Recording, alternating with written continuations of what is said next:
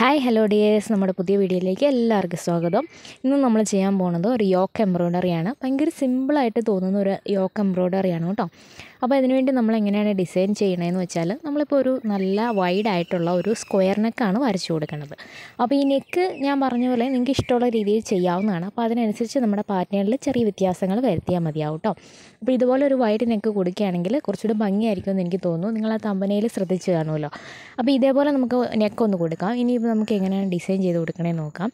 ഈ രീതിക്ക് ചെറുതായിട്ട് നമ്മൾ ഇതുപോലെ നെക്കിൻ്റെ താഴേക്ക്, അതായത് ആ ഒരു ബോർഡർ വരുമ്പം ബോർഡറിലേക്ക് ഈ ഒരു രീതിക്ക് നമുക്കൊന്ന് ചെയ്ത് കൊടുക്കാം കേട്ടോ.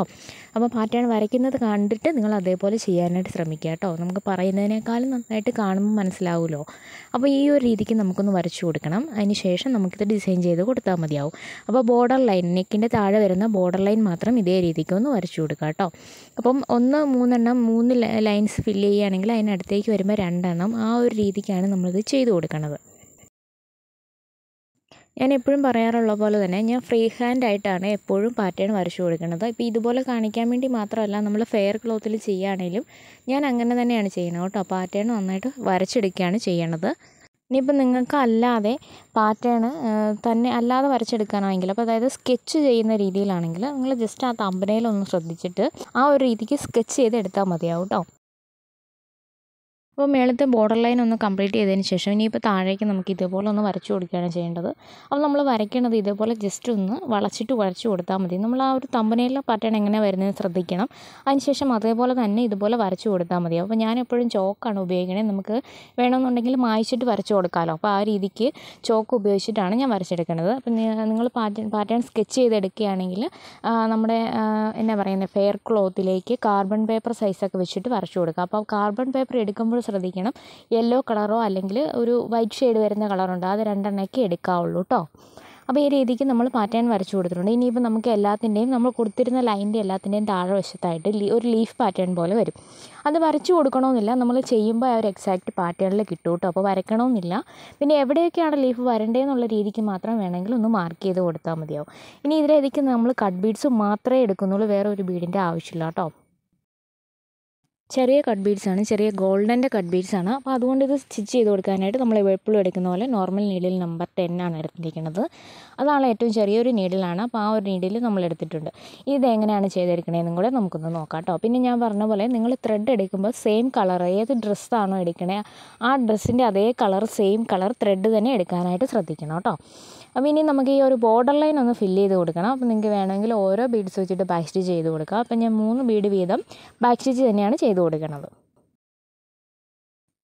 ബാക്ക് സ്റ്റിച്ച് അല്ലാതെ നമ്മൾ സാധാരണ നേരത്തെ ചെയ്തിരുന്ന ഒരു രീതിയില്ലേ, അതുപോലെ വേണമെങ്കിലും ചെയ്ത് കൊടുക്കാം കേട്ടോ. അപ്പോൾ അങ്ങനെ ചെയ്യുമ്പോൾ നമുക്ക് ഈ ഒരു ബീഡ്സിനിടയിൽ ഗ്യാപ്പ് വരത്തില്ല. പക്ഷേ ഇങ്ങനെ ചെയ്യുമ്പോൾ ഗ്യാപ്പ് വരാനുള്ള സാധ്യതയുണ്ട്. പിന്നെ അതൊക്കെ നമ്മൾ ഫെയർ ആയിട്ട് ചെയ്യുമ്പോൾ നന്നായിട്ട് ശ്രദ്ധിച്ചൊക്കെ ചെയ്യുക എന്നുള്ളത് മാത്രമേ ഉള്ളൂ. അപ്പോൾ ഏതാണോ കൂടുതൽ നന്നായിട്ട് നിങ്ങൾക്ക് തോന്നുന്നത് ആ രീതിക്ക് തന്നെ നിങ്ങൾക്ക് ചെയ്ത് കൊടുക്കാവുന്നതാണ്. അപ്പോൾ ഈ ഒരു രീതിയിൽ നമ്മൾ ബോർഡർ ഒന്ന് കംപ്ലീറ്റ് ചെയ്തെടുക്കണം. അപ്പോൾ 3 ബീഡ്സ് വെച്ചിട്ട്, ചെറിയ കട്ട് ബീഡ് ആയതുകൊണ്ടാണ് 3 ബീഡ്സ് വെച്ചിട്ട് നമ്മൾ ചെയ്ത് കൊടുക്കുന്നത്. ഇതൊരു ഈസി പാറ്റേൺ തന്നെയാണ് കേട്ടോ. ഒത്തിരി ഹെവി വർക്കൊന്നും വരുന്നില്ല. നല്ല ഭംഗിയായിട്ട് നിങ്ങൾക്ക് ചെയ്തെടുക്കാനായിട്ട് പറ്റുന്നൊരു പാറ്റേൺ ആണ്. അപ്പോൾ ഇതുപോലെ ബോർഡർ ലൈൻ കംപ്ലീറ്റ് ചെയ്തതിന് ശേഷം ഇനിയിപ്പോൾ നമുക്ക് താഴേക്ക് കൊടുത്തിരുന്ന ചെറിയ ചെറിയ ഡിസൈനില്ലേ, അതൊന്ന് ഫില്ല് ചെയ്ത് കൊടുത്താൽ മതിയാവും. അതിന് നമ്മൾ സെയിം അങ്ങോട്ടേക്കും ഇങ്ങോട്ടേക്കും കൊടുത്തേക്കുന്ന ലൈൻസ് 3 ബീഡ്സ് വെച്ചിട്ട് തന്നെ ഫില്ല് ചെയ്ത് കൊടുക്കുകയാണ് ചെയ്യുന്നത്. സെൻറ്ററിൽ വരുന്ന ലൈൻ മാത്രം കുറച്ച് ലെങ്തിൽ നിൽക്കാൻ വേണ്ടിയിട്ട് 4 ബീഡ് വെച്ചിട്ട് വേണം ചെയ്ത് കൊടുക്കാനായിട്ട്. അപ്പോൾ അതുമാത്രം 4 ബീഡ് വെച്ച് കൊടുക്കുക. അങ്ങോട്ടേക്കും ഇങ്ങോട്ടേക്കുള്ളത് 3 ബീഡ് വെച്ചിട്ട് തന്നെ ബാക്ക് സ്റ്റിച്ച് അല്ലെങ്കിൽ സാധാരണ നമ്മൾ ചെയ്യുന്ന രീതിയിൽ തന്നെ ചെയ്ത് കൊടുത്താൽ മതിയാവും. അപ്പോൾ ഈ ഒരു രീതിക്കാണ് ഇതും കംപ്ലീറ്റ് ചെയ്തെടുക്കേണ്ടത്. ഇനിയിപ്പോൾ നമുക്ക് ചെയ്യാനുള്ളത്, നമ്മൾ വളച്ച് വരച്ചിരുന്ന ലൈനില്ലേ, അതാണ് ചെയ്യാനുള്ളത്. അപ്പോൾ നമുക്ക് എക്സാക്റ്റ് ആ ഒരു വളഞ്ഞ ലൈൻ കിട്ടാൻ വേണ്ടിയിട്ട് നിങ്ങൾ 2 അല്ലെങ്കിൽ 3 കൂടുതൽ കട്ട് ബീഡ്സ് വെച്ച് കൊടുക്കരുത് കേട്ടോ. അപ്പോൾ അങ്ങനെ തന്നെ ചെയ്തെടുക്കുക. നിങ്ങൾക്ക് സമയം ഉണ്ടെന്നുണ്ടെങ്കിൽ ഓരോ ബീഡ് വെച്ച് തന്നെ ബാക്ക് സ്റ്റിച്ച് ചെയ്ത് കൊടുക്കുകയാണെങ്കിൽ കുറച്ചുകൂടെ ഭംഗിയായിട്ട് കിട്ടും. അപ്പോൾ ഇതേപോലെ ഞാൻ ഇപ്പോഴും 3 ബീഡ്സ് തന്നെയാണ് എടുത്തേക്കണത്. 3 ബീഡ്സ് കൊണ്ട് ബാക്ക് സ്റ്റിച്ച് ചെയ്ത് നമ്മൾ ആ ഒരു ലൈൻ ഫുള്ളായിട്ടും കംപ്ലീറ്റ് ചെയ്തെടുക്കുകയാണ് ചെയ്യുന്നത്. അപ്പോൾ നമുക്ക് ആ ഒരു എക്സാക്റ്റ് വളവ് കിട്ടണമെന്നുണ്ടെങ്കിൽ ഈ ഒരു ബീഡ്സിൻ്റെ അളവിൽ എണ്ണം കൂട്ടി കൊടുക്കരുത് കേട്ടോ. അപ്പോൾ ഇതേ രീതിക്ക് തന്നെ ചെയ്ത് കൊടുക്കാനായിട്ട് ശ്രദ്ധിക്കുക. നിങ്ങൾക്ക് വേണമെന്നുണ്ടെങ്കിൽ ഞാൻ പറഞ്ഞ പോലെ നമ്മൾ സാധാരണ ചെയ്തിരുന്ന ഒരു രീതിയിൽ ആ രീതിയിൽ വേണമെങ്കിലും ചെയ്തെടുക്കാവുന്നതാണ് കേട്ടോ. അതായത് 3 ബീഡ് ഒന്നിച്ച് കുത്തിയെടുത്തതിന് ശേഷം നമ്മൾ താഴേക്ക് കുത്തി കൊടുത്തിട്ട് ബാക്കിൽ നിന്ന് ഒരു ബീഡിന് ബാക്കിൽ നിന്ന് കുത്തിയെടുത്തിട്ട് ആ ബീഡിനുള്ളിലൂടെ കടത്തിയെടുത്തിട്ട് വീണ്ടും സ്റ്റിച്ച് ചെയ്ത് കൊടുക്കുക. ആ ഒരു രീതി നമ്മൾ പഴയ വീഡിയോസിലൊക്കെ ചെയ്തിട്ടുണ്ട്. അപ്പോൾ അത് നോക്കിയാൽ മനസ്സിലാവും, അല്ലെ വീഡിയോ കാണുന്നവർക്ക് അറിയാമായിരിക്കും. അപ്പോൾ അങ്ങനെ വേണമെങ്കിലും ചെയ്ത് കൊടുക്കുക. അപ്പോൾ നമ്മൾ ഈ ഒരു ലൈൻസും ഇതേപോലെ തന്നെയാണ് എല്ലാ ലൈൻസും ഒന്ന് ഫില്ല് ചെയ്തെടുക്കുന്നത്. പിന്നെ നമ്മൾ ലൈൻസിൻ്റെ താഴത്തുനിന്ന്, അതായത് അറ്റം വശത്തുനിന്ന് ബോട്ടത്തുനിന്ന് കുറച്ച് ലീഫ് പോലെ മേളിലേക്ക് ബീഡ്സ് വെച്ച് കൊടുക്കുകയാണ് ചെയ്യുന്നത്. നല്ല ഭംഗിയാണ് അത് കാണാനായിട്ട്. നമുക്ക് അങ്ങനെ ചെയ്ത് കൊടുക്കുമ്പോൾ നല്ല ഭംഗിയായിട്ട് തന്നെ കിട്ടും കേട്ടോ. അപ്പോൾ അത്രയേ നമ്മൾ ഈ ഒരു ഡിസൈനിനകത്ത് ചെയ്യുന്നുള്ളൂ. അപ്പോൾ നമ്മൾ ചെയ്യേണ്ടത് ഇതുപോലെ ലീഫ് ചെയ്യുമ്പം നമ്മൾ താഴേന്ന് ഏറ്റവും താഴേന്ന് ഒരു ബീഡിന് മേളിലായിട്ട് ഇതുപോലെ 3 ബീഡ് തന്നെ എടുക്കുക. അതിനുശേഷം ആദ്യം കൊടുക്കുന്ന 2 ലെയറുകൾ, അതായത് ഏറ്റവും ബോട്ടത്തിൽ നിന്ന് കൊടുക്കുമ്പം ആ ഒരു നമ്മൾ കൊടുത്തിരിക്കുന്ന ലൈനിൻ്റെ അപ്പുറത്തും ഇപ്പുറത്തും ചേർന്ന് നിൽക്കുന്നത് ഇതേപോലെ ചേർത്ത് തന്നെ നമ്മൾ ഇതുപോലെ കുത്തി കൊടുക്കണം കേട്ടോ. നിങ്ങൾക്ക് വീഡിയോ കാണുമ്പോൾ മനസ്സിലാവുന്നുണ്ടെന്ന് കരുതുന്നു. ഇതേപോലെ 3 ബീഡ്സ് എടുത്തിട്ട് നമ്മൾ ആ ഒരു ലൈനിനോട് ചേർത്ത് തന്നെ 2 വശങ്ങളും കുത്തി കൊടുക്കുക. വീണ്ടും നമ്മൾ അടുത്ത ലെയർ ചെയ്യുമ്പോൾ ഒരു ബീഡിന് താഴേക്ക് വേണ്ടിയിട്ട് കുത്തിയെടുക്കുക. അതിന് ശേഷം ചെരിച്ച് കുത്തി കൊടുക്കുക. അപ്പോൾ പറയുന്നതിനേക്കാൾ നന്നായിട്ട് നിങ്ങൾക്ക് കാണുമ്പോൾ അത് ക്യാച്ച് ചെയ്യാൻ പറ്റുന്നുണ്ടായിരിക്കുമല്ലോ. അപ്പോൾ ഈ ഒരു രീതിക്കാണ് നമ്മൾ ഫില്ല് ചെയ്ത് കൊടുക്കേണ്ടത്. ഇതേപോലെ നമ്മൾ ഓരോ ബീഡ്സിന് താഴേക്ക് കുത്തിയെടുത്തിട്ട് 3 ബീഡ്സ് വീതം ഇതേപോലെ ചെരിച്ച് കുത്തി കൊടുക്കണം കേട്ടോ.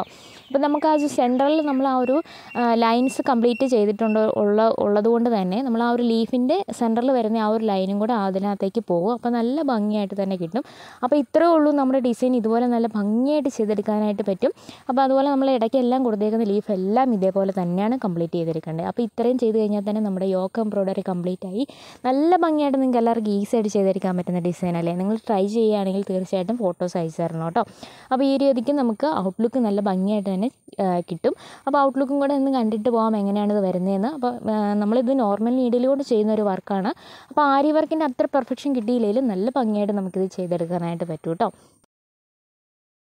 പിന്നെ ഞാൻ എപ്പോഴും പറയാറുള്ള പോലെ തന്നെ നമ്മുടെ വാട്സപ്പ് ഗ്രൂപ്പിൻ്റെ നമ്പരും ചാനൽ ലിങ്കും എല്ലാം നമ്മൾ ഡിസ്ക്രിപ്ഷൻ ബോക്സിൽ കൊടുത്തിട്ടുണ്ട്. നിങ്ങൾ വീഡിയോസ് കണ്ടിട്ട് അതേപോലെ ചെയ്യുന്നവരാണെങ്കിൽ തീർച്ചയായിട്ടും ഫോട്ടോസ് അയച്ചു തരണം.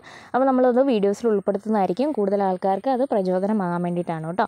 അപ്പോൾ ഈ ഒരു രീതിക്ക് നമ്മൾ ഔട്ട്ലുക്ക് കിട്ടും. നല്ല ഭംഗിയായിട്ട് തന്നെ കിട്ടിയിട്ടില്ലേ. അപ്പോൾ ഇഷ്ടമായിട്ടുണ്ടെങ്കിൽ സപ്പോർട്ട് ചെയ്യാൻ മറക്കരുത്. ഫേസ്ബുക്കിലാണ് കാണുന്നതെങ്കിൽ പേജ് ഒന്ന് ഫോളോ ചെയ്യണേ. യൂട്യൂബിലാണെങ്കിൽ സബ്സ്ക്രൈബ് ചെയ്യാനും മറക്കരുത്. അപ്പോൾ ഇനി നല്ല വീഡിയോസ് ആയിട്ട് കാണാം. താങ്ക്